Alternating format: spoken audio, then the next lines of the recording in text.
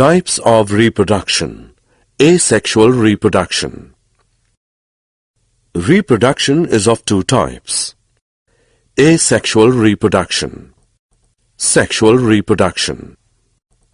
The production of a new organism from a single parent without the involvement of sex cells is called asexual reproduction.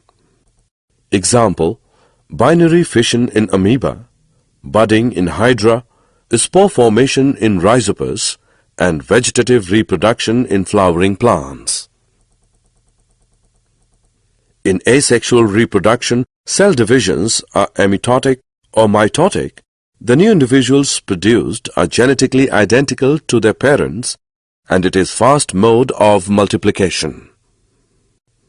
The disadvantages of asexual reproduction are that identical organisms are produced generation after generation, and evolutionary changes are not possible as variation does not occur.